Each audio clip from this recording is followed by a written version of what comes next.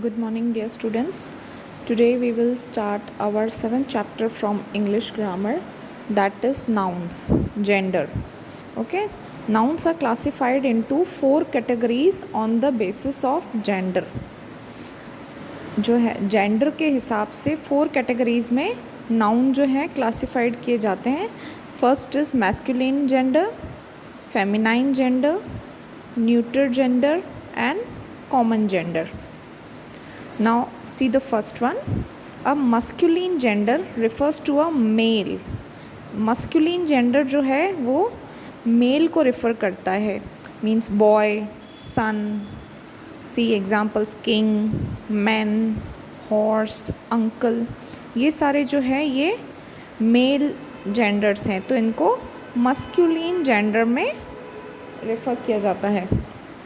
See this example. The grandfather is sitting on the bench. Grandfather means वो mail होते हैं ना, so it is example of masculine gender. Uncle, uncle is a male, so it is masculine gender. The actor, actor means जो male actors होते हैं ना, so it is also a masculine gender. Now see this feminine gender. A feminine gender refers to a female. Means जो lady होती है, female होती है ना, फेमिनाइन जेंडर उसे कहा जाता है. Girl, aunt, heroine, bride, cow, all these are examples of feminine gender, means female.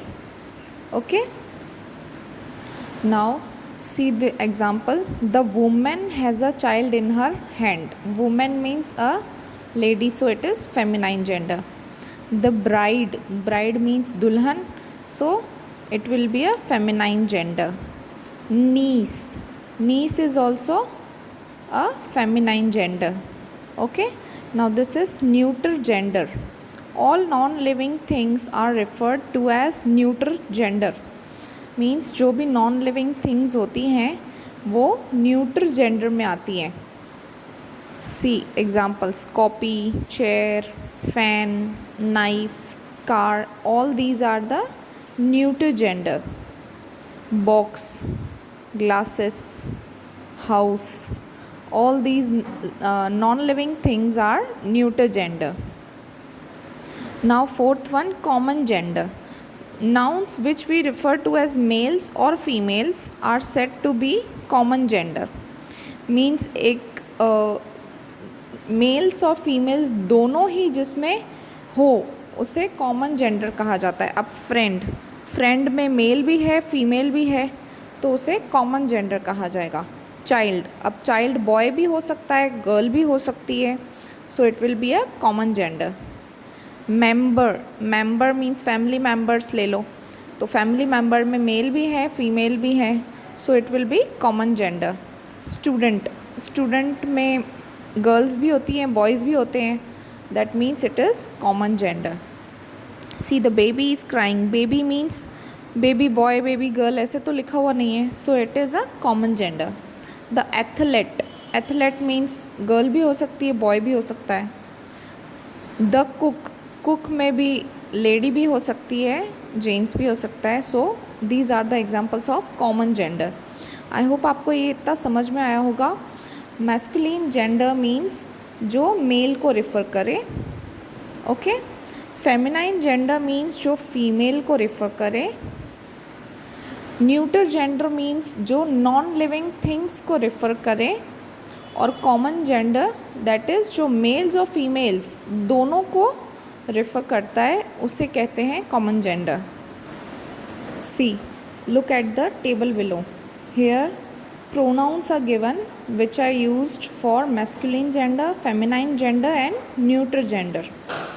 masculine gender means जो मेल है, मेल्स हैं उनके लिए जो pronouns used होते हैं वो है I, me, you, we, us, them, they, he and him.